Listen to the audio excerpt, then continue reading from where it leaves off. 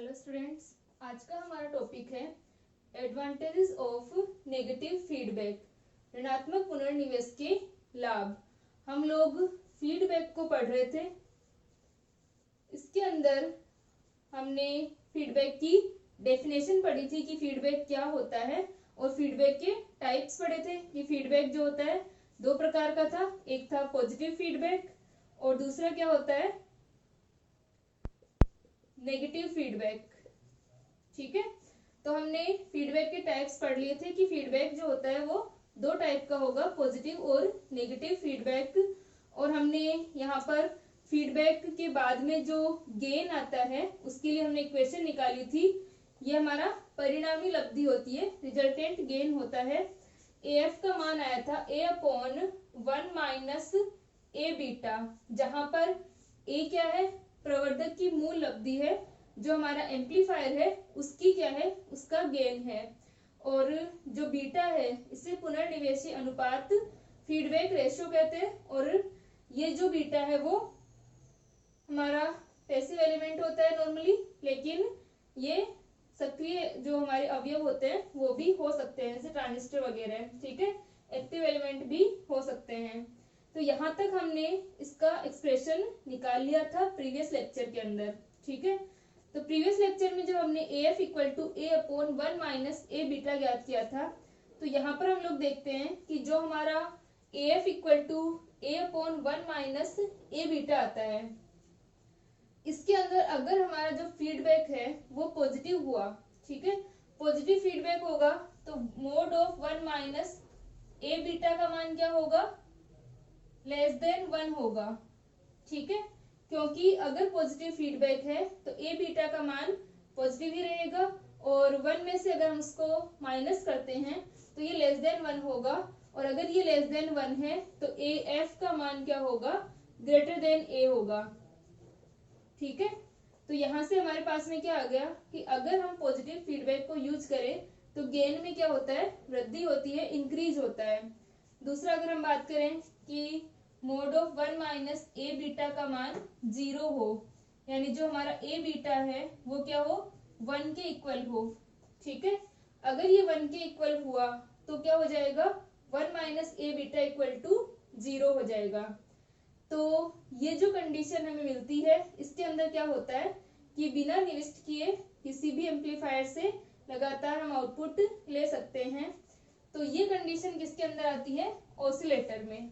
ठीक है, ऑसिलेटर जब हम पढ़ेंगे तो वहां पर हम इसको पढ़ेंगे। फिर हम बात करें 1 माइनस ए बीटा क्या हो, ग्रेटर देन 1 हो। और ये ग्रेटर देन 1 कब होगा, जब नेगेटिव फीडबैक होगा, क्योंकि नेगेटिव फीडबैक में ए बीटा भी क्या हो जाएगा, माइनस का हो जाएगा। तो ये 1 प्लस ए बीटा बन जाएगा और ग्रेटर देन 1 आएगा नेगेटिव फीडबैक के अंदर। ठीक है, तो जो हमारा नेगेटिव फीडबैक होता है उसके अंदर 1 माइनस ए बीटा हमारा ग्रेटर देन 1 होता है। और हम जानते हैं कि अगर डिनोमिनेटर में हमारी जो वैल्यू है वो क्या हो, 1 से अगर बड़ी है तो हमें क्या मिलेगा, ये मान जो है वो इससे छोटा होगा, यानी AF जो है वो लेस देन हो जाएगा A से। यानी पहले जो गेन मिल रहा था फीडबैक के बाद में गेन क्या होगा, उससे कम हो जाएगा। तो जो हमारा पॉजिटिव फीडबैक है इससे गेन को बढ़ाया जाता है, और जो नेगेटिव फीडबैक है इससे गेन कम हो जाता है। ठीक है, तो ये हम देख सकते हैं इसके अंदर। यहाँ तक जो हमारा फॉर्मूला लिखा है वो हम कल निकाल चुके थे। तो यहाँ पर हमने देखा कि जो नेगेटिव फीडबैक है, नेगेटिव फीडबैक के कारण क्या हुआ, गेन कम हो गया। फिर भी नेगेटिव फीडबैक को यूज किया जाता है क्योंकि इसके कुछ एडवांटेजेस होते हैं। यानी नेगेटिव फीडबैक को यूज करके जो हमारा एम्पलीफायर है उसकी स्टेबिलिटी में सुधार किया जा सकता है, स्टेबिलिटी को बढ़ाया जा सकता है। दूसरा, जो हमें आउटपुट मिलते हैं अगर उनमें कुछ डिस्टोर्शन है, विकृति जिन्हें हम कहते हैं, अगर वो उपलब्ध होती हैं तो उनको भी नेगेटिव फीडबैक से कम किया जा सकता है। और जो एम्पलीफायर होता है उसकी बैंड विड्थ को बढ़ा सकते हैं। बैंड विड्थ क्या होती है वो भी मैं समझा दूंगी जब हम इस टॉपिक को पढ़ेंगे। ठीक है, तो आपका जो फीडबैक वाला टॉपिक चल रहा था इसके अंदर हमने प्रीवियस लेक्चर में इसकी डेफिनेशन वगैरह पढ़ी थी। आज हम लोग पढ़ेंगे एडवांटेजेस ऑफ नेगेटिव फीडबैक।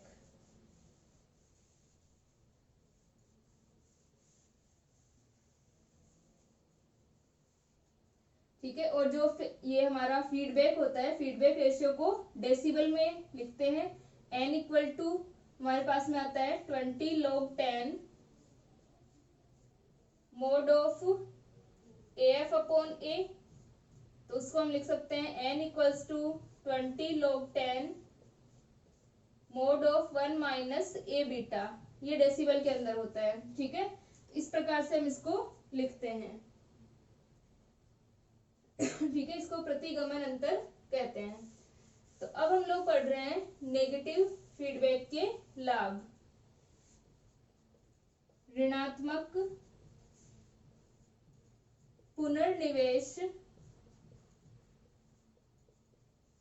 के लाभ। ठीक है, ऋणात्मक पुनर्निवेश के लाभ में सबसे पहले हम पढ़ रहे हैं जो हमारा इसके लाभ है, उसके अंदर हम फर्स्ट पढ़ रहे हैं ऋणात्मक पुनर्निवेश द्वारा लब्धि का स्थायीकरण, स्टेबलाइजेशन ऑफ गेन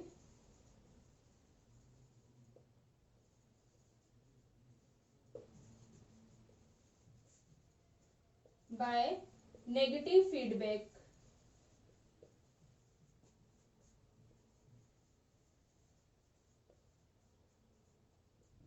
ठीक है, ऋणात्मक पुनर्निवेश द्वारा लब्धि का स्थायीकरण।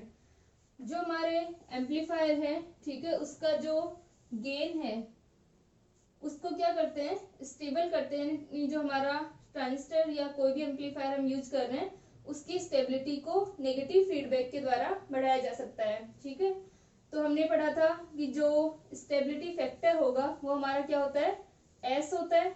ठीक है, स्टेबिलिटी फैक्टर एस को कम करके स्टेबिलिटी को इंक्रीज किया जा सकता है। तो हम लिख सकते हैं कि जो हमारा एस है अगर हम इसको कम कर सकें तो क्या हो जाएगा, स्टेबिलिटी इंक्रीज होगी। तो एस को किससे देते हैं, डी ए अपॉन ए। ठीक है, इनका रेशियो होता है ए के अंदर जो चेंज आता है डी ए अपॉन ए का रेशियो एस के द्वारा हम लिख सकते हैं। और ये हमारी क्या है, पुनर्निवेश के बिना जो स्थायित्व गुणांक है। ठीक है, पुनर्निवेश के बिना स्थायित्व गुणांक। ठीक है, तो जो स्थायित्व गुणांक एस होता है उसको हम लिख सकते हैं डी ए अपॉन ए, यानी इन दोनों के रेशियो के फॉर्म में लिख सकते हैं। अब हम लोग लिख रहे हैं S F equal to D A F upon A F. ठीक है, यहां से जो हमारा एस एफ है वो क्या है, पुनर्निवेश के साथ में है ये। ठीक है, यहाँ पर हमने S equal to D A upon A लिखा है, ये हमारा क्या होगा, बिना पुनर्निवेश, और ये पुनर्निवेश सहित प्रवर्धक का क्या है, स्थायित्व गुणांक है, S F equal to D A F upon A F. तो ये हमारा क्या है, पुनर्निवेश के साथ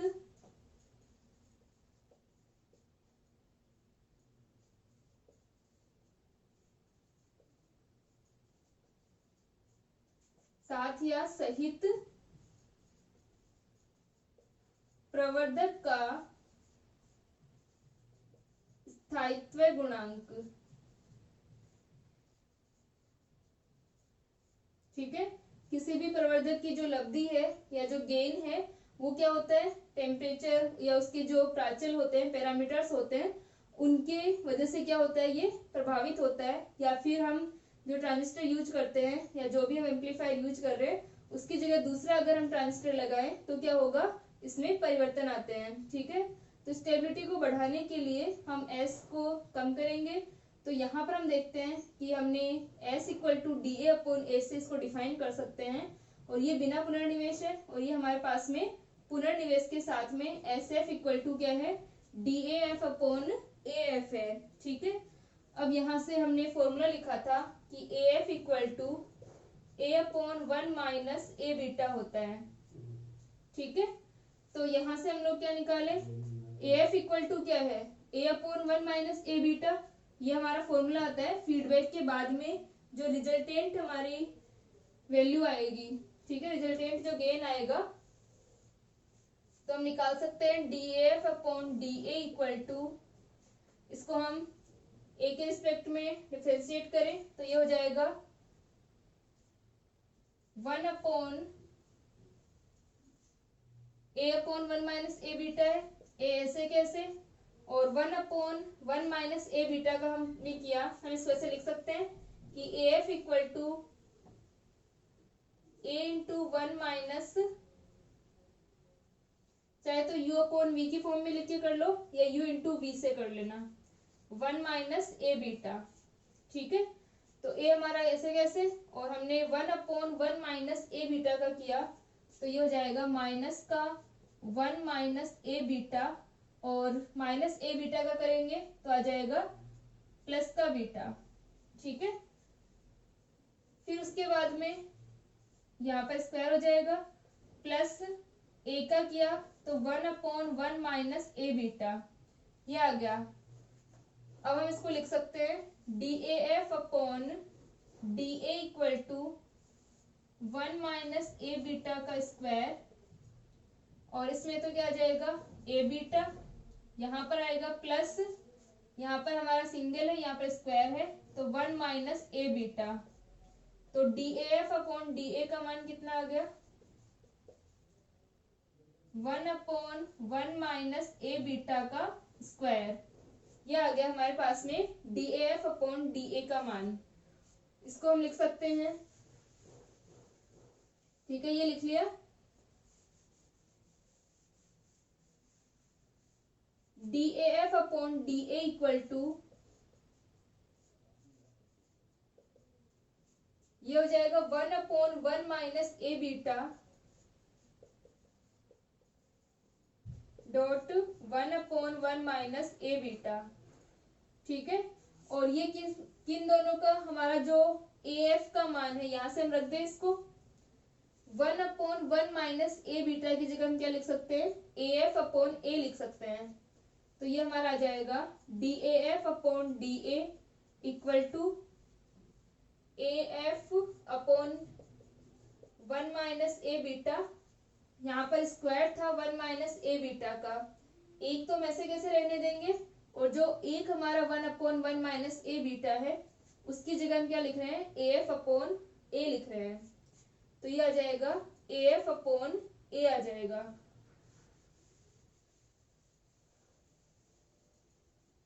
इसको हम लिख सकते हैं DAF upon AF equals to 1 upon 1 minus A beta और DA upon A। DAF upon AF क्या है SF, और ये क्या है S 1 माइनस ए बीटा। तो हमारे पास में फीडबैक के बाद में जो स्थायित्व गुणांक है, स्टेबिलिटी फैक्टर है with feedback SF equal to S upon 1 minus A beta आ गया, ठीक है। स्टेबिलिटी फैक्टर से हम लोग स्टेबिलिटी को चेक करते हैं, तो यहाँ पर हमारे पास में क्या आया है SF equal to S upon 1 minus A beta. तो यहाँ पर SF equal to S upon 1 minus A beta है, तो ये हमारा क्या है स्टेबिलिटी फैक्टर है विद फीडबैक, ठीक है। तो जब अगर हमारा फीडबैक पॉजिटिव होगा तो 1 माइनस ए बीटा 1 से कम वैल्यू है ये, ठीक है, तो यहाँ पर तो SF का मान बढ़ेगा। लेकिन अगर हमारा फीडबैक जो है वो नेगेटिव फीडबैक हो, नेगेटिव फीडबैक अगर हुआ तो ए बीटा का मान क्या होगा, ठीक है, हम लिखेंगे यदि पुनर्निवेश क्या है, पुनर्निवेश ऋणात्मक है तो 1 माइनस ए बीटा क्या हो जाएगा ग्रेटर देन 1 होगा, ठीक है, क्योंकि ए बीटा नेगेटिव होगा उसके लिए। तो यहाँ से SF equal to negative feedback के लिए हम लोग बीटा को क्या लिखते हैं, ये नेगेटिव में आएगा क्योंकि यहाँ पर जो हमारा निविष्ट वोल्टता है, जो भी हमारा निविष्ट संकेत है वो और फीडबैक संकेत जो होंगे, सिग्नल जो होंगे, वो सेम फेज में नहीं होते हैं। ठीक है, तो एस एफ इक्वल टू हो जाएगा S upon 1 minus A beta है। ठीक है, तो यहाँ पर हमारा जो नेगेटिव फीडबैक है इसके कारण 1 minus A beta is greater than 1 है, तो ये हो जाएगा S F is less than S. ठीक है, क्योंकि नेगेटिव फीडबैक के कारण ये नेगेटिव था। नेगेटिव फीडबैक में हमारा क्या होगा कि जो हमारे निविष्ट संकेत हैं उसके अगर प्लस माइनस टर्मिनल है तो नेगेटिव फीडबैक में फीडबैक वाले वोल्टेज के क्या होंगे, माइनस प्लस होंगे। इस वजह से वो क्या होगा, माइनस हो जाएगा। जो हमारा इनपुट है, हमने स्टार्टिंग में लिखा था कि V I F equals to क्या होगा, V I plus beta V naught. अगर नेगेटिव हुआ तो ये वैल्यू क्या हो जाएगी, यहाँ पर नेगेटिव आ जाएगी, और अगर पॉजिटिव हुआ तो ये पॉजिटिव ही रहेगा। ठीक है, तो जो हमारा वी एफ है, अगर हमारे वी आई के टर्मिनल्स पॉजिटिव नेगेटिव हुए और नेगेटिव फीडबैक है तो वी एफ के टर्मिनल्स क्या होंगे, नेगेटिव पॉजिटिव होंगे। ठीक है, अपोजिट होगा ये इसका। तो यहाँ पर हम देख सकते हैं कि नेगेटिव फीडबैक है तो ये ग्रेटर देन 1 हुआ, तो S F is less than S होगा। तो जब अगर S F is less than S है, स्टेबिलिटी फैक्टर जो है अगर वो कम हो जाता है तो क्या होता है, स्टेबिलिटी इंक्रीज होती है। ठीक है, इसको लिख लें, यहाँ पर लिख लेना कि स्थायित्व गुणांक में कमी होती है ऋणात्मक पुनर्निवेश के द्वारा, अतः क्या होगा, लब्धि में सुधार होगा, गेन में वृद्धि होगी। ठीक है, लब्धि में नहीं, स्टेबलाइजेशन में। ठीक है, गेन के स्टेबलाइजेशन में, स्थायित्व में सुधार होगा।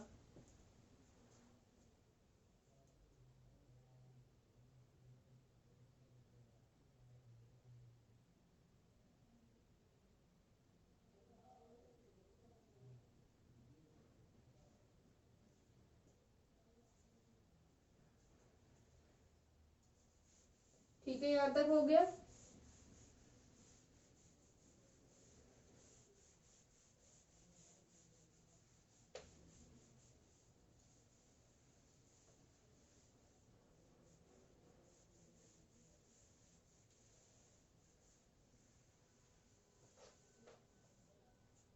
सेकंड है हमारा नेगेटिव फीडबैक का जो सेकंड एडवांटेज है, एडवांटेज जो है वो होता है reduction of non linear distortion and noise bye negative feedback.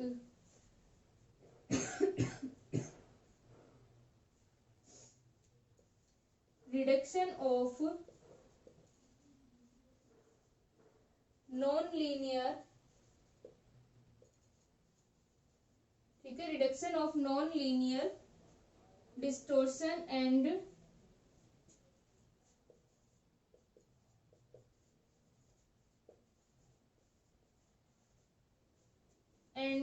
Noise bye negative feedback.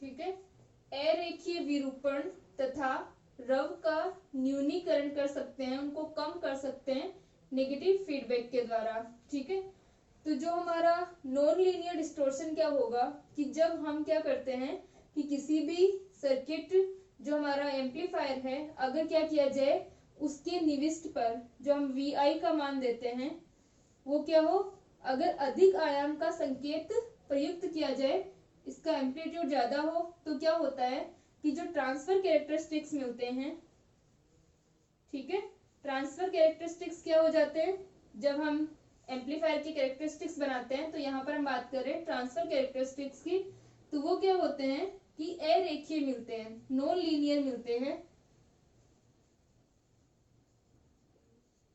ठीक है, तो वो जो कैरेक्टरिस्टिक्स होंगे, जैसे कि हमने ट्रांजिस्टर के लिए लाक्षणिक बनाए थे, तो वैसे ही यहाँ पर क्या होगा कि एम्पलीफायर के जो कैरेक्टरिस्टिक्स होते हैं वो क्या हो जाते हैं, नॉन लीनियर होंगे। और ये नॉन लीनियर कैरेक्टरिस्टिक्स होते हैं वो किस वजह से मिलते हैं, हार्मोनिक्स के प्रेजेंस के कारण। ठीक है, सन्नादियों की उपस्थिति के कारण क्या हो जाता है, विकृति आती है। जो हमें आउटपुट मिल रहा है, आउटपुट में क्या आ जाता है, डिस्टोर्शन आ जाता है। ठीक है, सन्नादि हार्मोनिक्स के कारण आउटपुट के अंदर क्या हो जाता है, डिस्टोर्शन आता है, विकृति आती है। ठीक है, जैसा आउटपुट हमें चाहिए होता है वैसा सिग्नल नहीं मिलता, उसके अंदर क्या होता है, डिस्टोर्शन, विकृति होती है। और हार्मोनिक्स के कारण, हार्मोनिक्स क्या होते हैं कि जो हमारी फंडामेंटल फ्रीक्वेंसी जो है, अगर उसके मल्टीपल जो है वो आउटपुट के अंदर अगर हमें मिलते हैं, जैसे कि हमने रेक्टिफायर के अंदर देखा था कि अगर हमारी जो फंडामेंटल फ्रीक्वेंसी ओमेगा थी, हमें 2 ओमेगा टी, 3 ओमेगा टी इस प्रकार से आउटपुट के अंदर मिल रहा था, तो क्या मिलते हैं कि फंडामेंटल जो फ्रीक्वेंसी होती है उसके मल्टीपल्स मिलते हैं। ठीक है, तो आउटपुट के अंदर इन हार्मोनिक्स की प्रेजेंस के कारण डिस्टोर्शन आ जाता है। तो इसको, और जो विकृति होती है उसको हम क्या कर सकते हैं, रिड्यूस कर सकते हैं। किसको यूज करके, इसको नेगेटिव फीडबैक को यूज करके।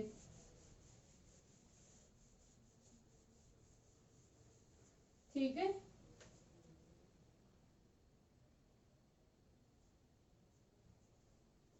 तो यहाँ से हमारे पास में हम मान लेते हैं कि हमारा जो फीडबैक सर्किट है वो इस प्रकार है। पहले हम लोग विदाउट फीडबैक लिखते हैं।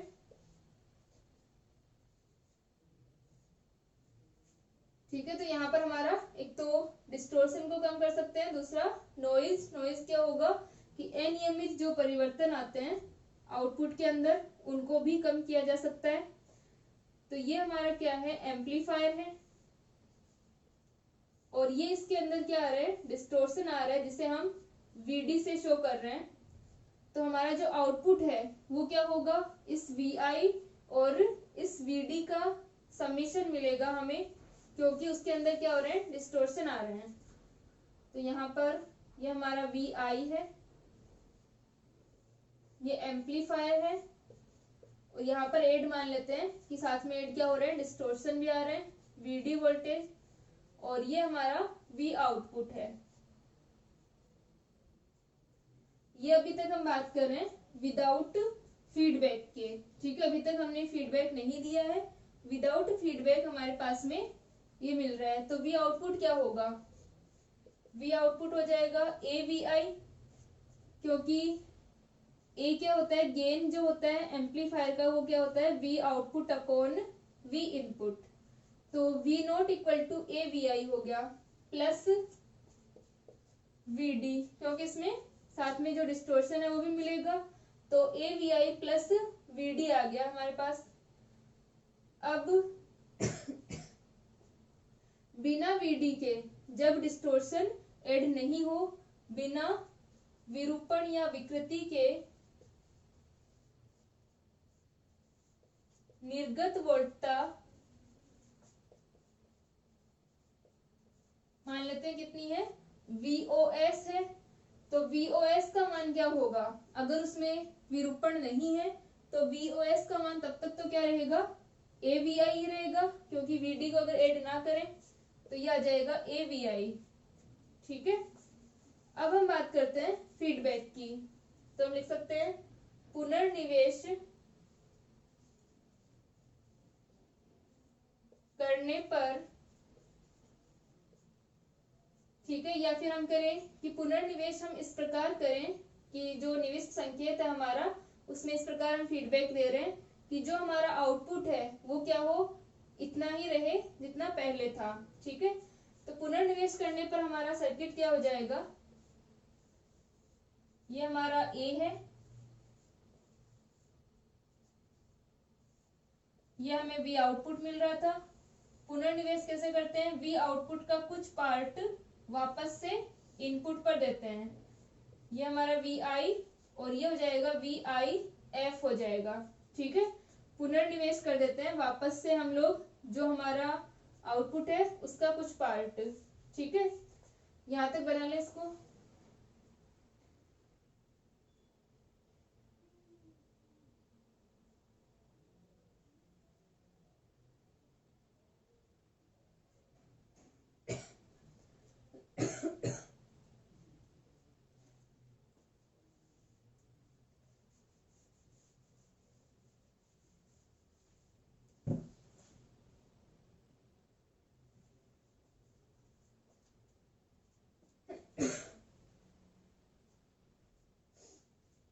ठीक है। तो अब हमारे पास में क्या होगा कि यहाँ तक लिख लिया, पुनर्निवेश हमने कर दिया है फीडबैक देने के बाद में। अब वोल्टेज चेंज हो जाएगा यहाँ से, क्योंकि यहाँ पर हम क्या कर रहे हैं, फीडबैक दे रहे हैं। अब हम फीडबैक इस प्रकार देते हैं कि ये जो फीडबैक दे रहे हैं हम, इसके साथ में जो निविष्ट वोल्टता हम ले रहे हैं, वी आई की जगह हम क्या लेते हैं, वी आई डैश ले लेते हैं। और ये वी आई डैश इस प्रकार होगा कि ये दोनों मिलकर के इसको इस प्रकार समायोजित कर रहे हैं कि जो हमारा आउटपुट है वो VOS इक्वल टू AVI के इक्वल ही रहे। ठीक है, यहाँ पर जो डिस्टोर्शन ऐड हो रहा है वो ऐड होगा, उसके अलावा जो हमारा AVI है वो उतना ही रहे। तो इसके लिए हमें क्या करना पड़ेगा, इनपुट अलग देना पड़ेगा। VI डैश हम यहाँ पर दे रहे हैं। पहले हमारा इनपुट कितना था, VI था। ठीक है, VI इनपुट होने पर VD हमारा डिस्टोर्शन ऐड हो रहा था। ठीक है, और बिना विरूपण के हमारी निर्गत वोल्टता इतनी थी। ठीक है, तो हमारी निर्गत वोल्टता यही रहे, इसके लिए VI को परिवर्तित कर रहे हैं, यहाँ पर हम VI डैश ले रहे हैं। ठीक है, तो अब हमारे पास में निर्गत वोल्टता क्या हो जाएगी, VO dash equal to AVI dash plus VF। ठीक है, तो VO डैश इक्वल्स टू क्या हो गया, AVI डैश प्लस VF। तो AVI डैश प्लस VF को हम क्या लिख सकते हैं, बीटा VO डैश। ठीक है, और यहाँ पर हमारे पास में जो वैल्यू है V आउटपुट की, ठीक है, V आउटपुट का मान कितना है, AVI प्लस VD के इक्वल है। तो यहाँ से हम लोग देख सकते हैं कि जो हमारा मान होगा VO डैश का वो क्या हो जाएगा, ये साथ में इसके VD भी आएगा। ठीक है, तो ये वैल्यू जो हमारी, इसको हम या तो VIF लिख लें,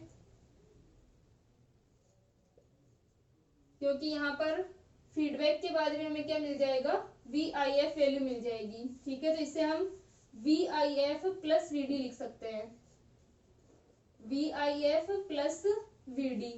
जिस प्रकार हमारे पास में पहले कितना होता है, VI प्लस VD होता है, तो ये हमारा क्या हो जाएगा, VIF प्लस VD। ठीक है, तो यहाँ से VO डैश इक्वल्स टू हमारे पास आ गया VIF प्लस VD, और जो हमारा VD है वो क्या होगा, डिस्टोर्शन वोल्टेज है, तो यहाँ पर हम इसको डिस्टोर्शन लिख लेंगे। ठीक है, तो VO डैश इक्वल्स टू आ गया, साथ में A भी आ जाएगा, तो VO dash equals to A। VIF का मान क्या है, VI dash plus VF plus का VD। ठीक है, और VI डैश क्या है, जब हम इन जो हमारा आउटपुट है उसको हम उतना ही रख रहे हैं जितना हमें पहले VOS इक्वल टू AVI जितना था उतना ही हम अब रख रहे हैं, तब हमारे पास में जो वैल्यू आ रही है वो कितनी है, VI डैश है। ठीक है, तो ये हो जाएगा VO dash equals to A VI dash plus beta VO dash plus VD, और इसे हम लिख सकते हैं VO dash equals to AVI dash plus का A beta VO dash plus VD।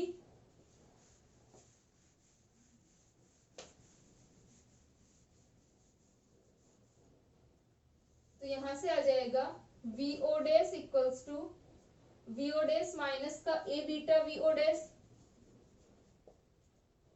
Equal to AVI dash plus का VD, और ये हो जाएगा VO dash 1 minus A beta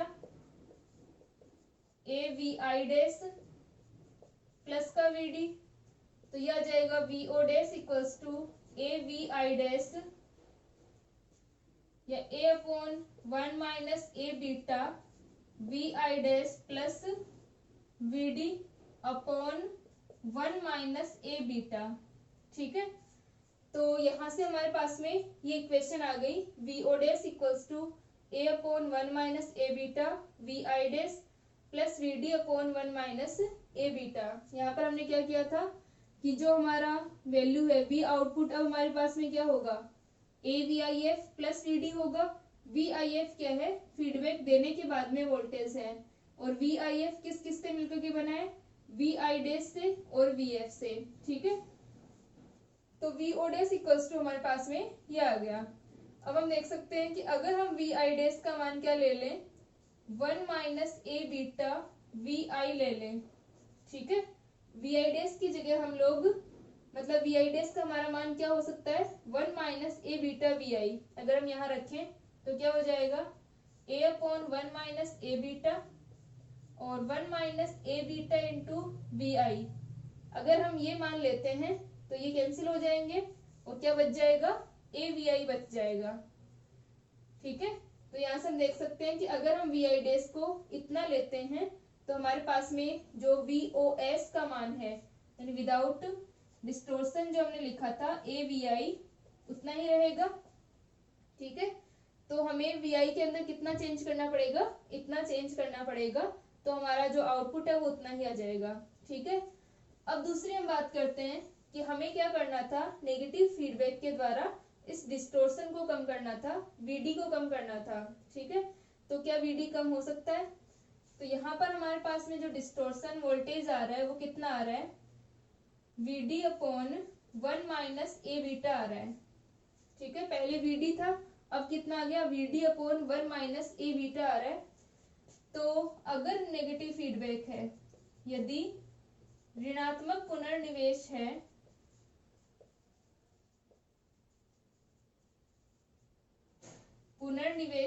तो क्या होगा, 1 minus A beta greater than 1। ठीक है, तो वीडी, इसको अगर हम वीडी डैश से लिखें तो वीडी डैश का मान क्या हो जाएगा, लेस देन वीडी हो जाएगा।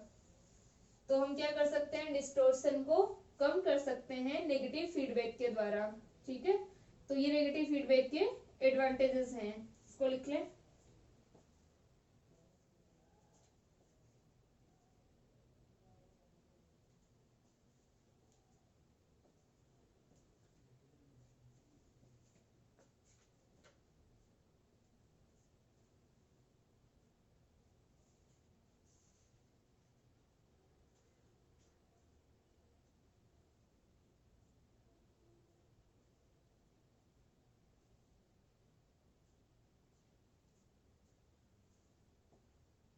ठीक है, यहाँ तक हो गया। नेक्स्ट हम एडवांटेज पढ़ रहे हैं।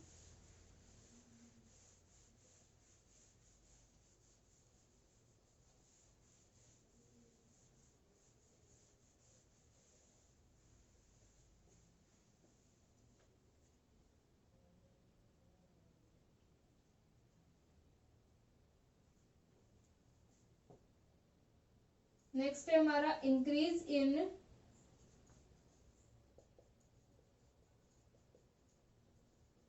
बैंडविड्थ। ठीक है,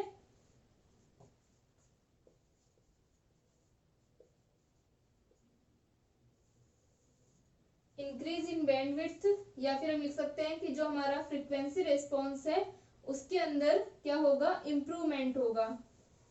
अब हम बात करते हैं कि बैंडविड्थ क्या होती है।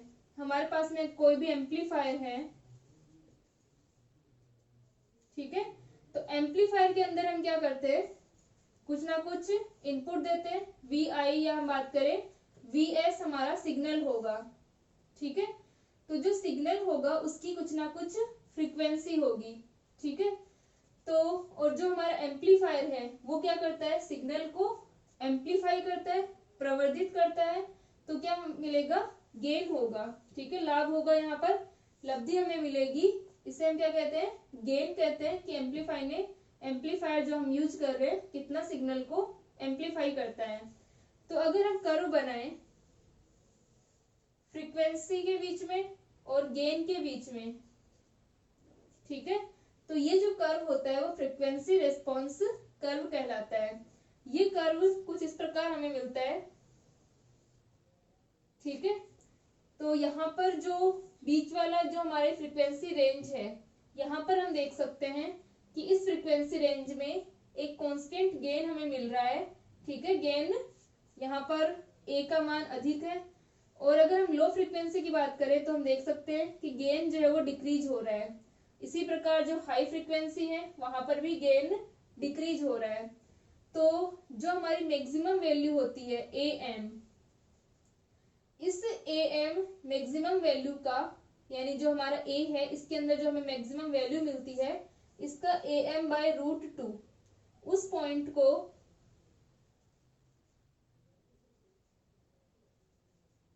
ठीक है इस प्रकार मिलाएं तो हमारा जो लो फ्रीक्वेंसी, लो कट ऑफ फ्रीक्वेंसी हम कह सकते हैं एफ एल, और ये हमारी होती है F H, high frequency range के अंदर आएगी। ठीक है, और ये जो वैल्यू आती है वो क्या आती है, ए एम बाय रूट 2। ठीक है, तो ये जो हमारी फ्रीक्वेंसी रेंज जो आई है इसके अंदर हमें क्या मिलता है, एक कांस्टेंट गेन मिलता है। यानी यहाँ पर जो एम्पलीफायर है वो क्या कर रहा है, गेन हमें दे रहा है फ्रीक्वेंसी, इस हमें ए का मान मिल रहा है यहाँ पर, इससे नीचे क्या होगा, डिक्रीज होता है, और इससे हाई के लिए भी डिक्रीज हो रहा है। तो हम कह सकते हैं कि एक प्रकार से हमारा जो एम्पलीफायर है इस फ्रीक्वेंसी रेंज के अंदर क्या कर रहा है, एम्पलीफाई कर रहा है सिग्नल को।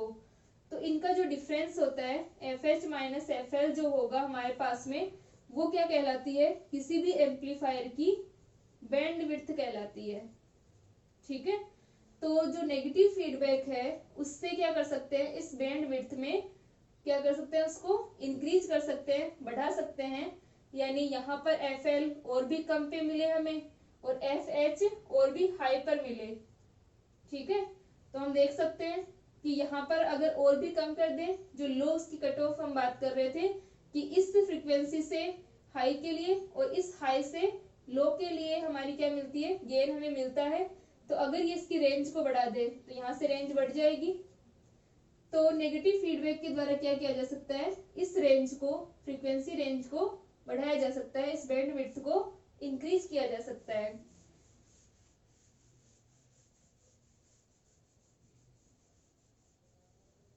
तो यहाँ पर हम बात कर रहे हैं इंक्रीज इन बैंड विड्थ।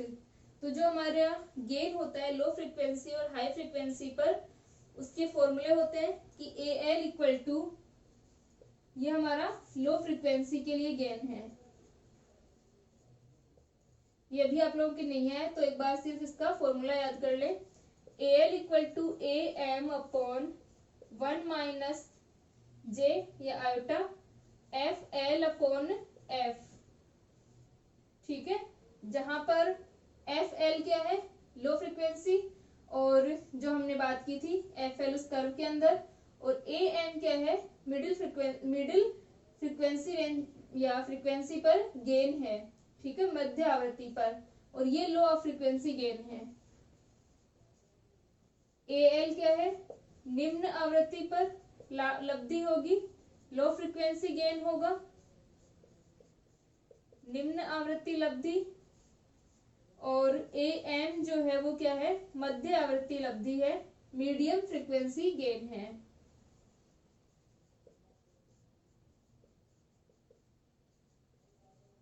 और एफ एल हमारी वो लो फ्रीक्वेंसी है या लो कट ऑफ फ्रीक्वेंसी हम इसको कह सकते हैं।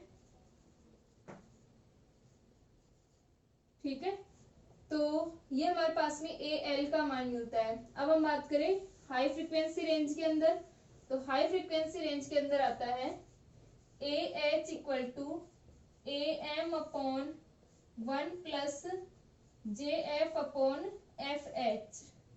ठीक है, इसी प्रकार यहाँ पर क्या हो गया, A H high frequency gain होगा, ये मिडिल फ्रीक्वेंसी गेन होगा, और एफ एच जो है वो हाई फ्रीक्वेंसी है। यानी जो हमारा कर्व था इस प्रकार का, उसके अंदर जो हमें एफ एल और एफ एच मिलते हैं वो है ये दोनों। ठीक है, तो पहले हम निकालते हैं इस ए एल के लिए। तो यहां से हमारे पास आ जाएगा जो हमारा फ्रीक्वेंसी का फॉर्मूला था, ये हमारे पास में विदाउट फीडबैक है दोनों फॉर्मूले। अब हम लिख रहे हैं विद फीडबैक। ठीक है,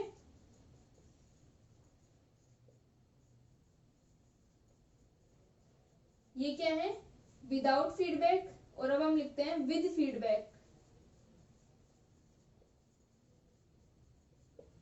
तो विद फीडबैक हमारा जो फॉर्मूला होता है वो क्या होता है, A F equals to A upon 1 minus A beta.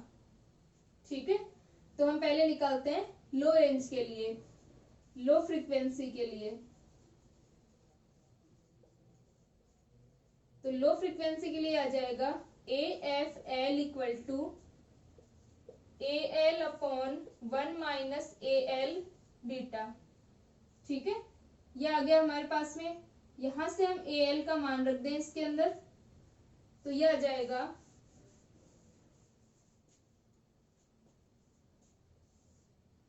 हमारे पास में AFL इक्वल टू AL का मान क्या है, AM अपॉन 1 माइनस का J FL अपॉन F, और इसके क्या है अपॉन में 1 minus AL AM upon 1 minus J FL upon F beta. ठीक है, ये हमने फॉर्मूला रख दिया, इसको हम लोग सिंप्लीफाई कर लेंगे।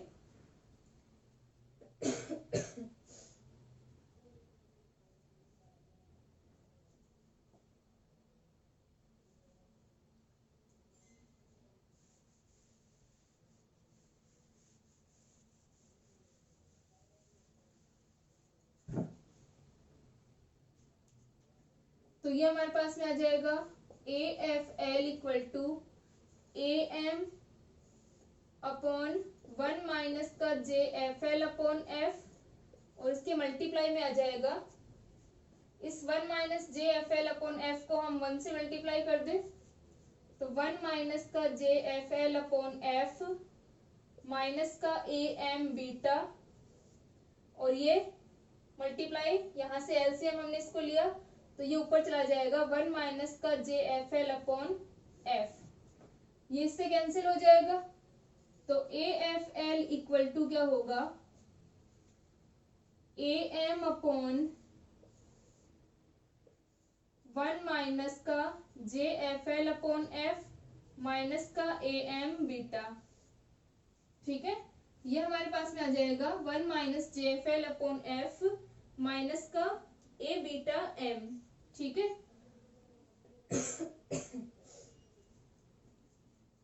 और इसको हम लिख सकते हैं AM upon 1 minus A beta M minus का JFL अपॉन F। ठीक है, हमने A बीटा को इसके साथ में लिख लिया, अब हम इसको कॉमन ले लें। हम इसको कॉमन ले लेंगे, तो AFL इक्वल टू आ जाएगा AM 1 माइनस AM बीटा को हमने कॉमन ले लिया, तो अंदर बच गया 1 माइनस का JFL upon F 1 upon 1 minus beta. ठीक है, और ये हमारा बन जाएगा AFL equal to AM upon 1 minus AM beta, और ये आ जाएगा 1 माइनस का JFL upon F J upon F, और इसको हम लिख देते हैं FL upon 1 minus AM beta.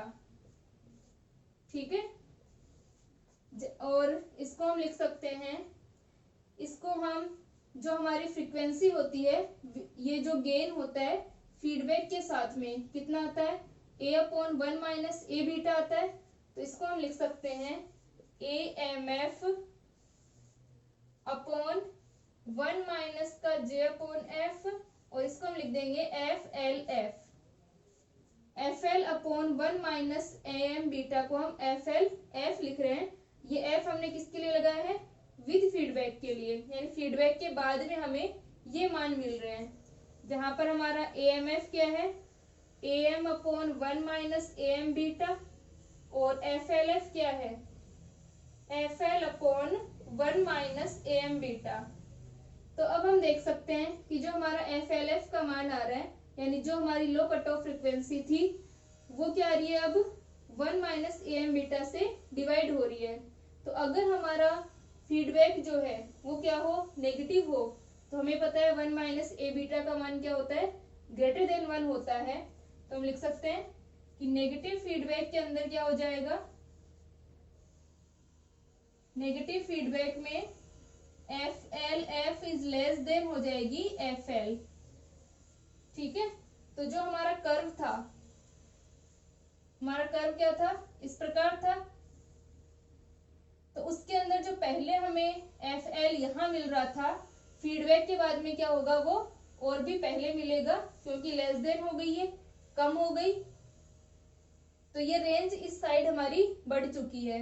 अब हम नेक्स्ट लेक्चर में निकालेंगे कि हाई फ्रिक्वेंसी रेंज भी हमारी इंक्रीज हो जाएगी, तो बैंड विड्थ जो होगी वो इंक्रीज होगी।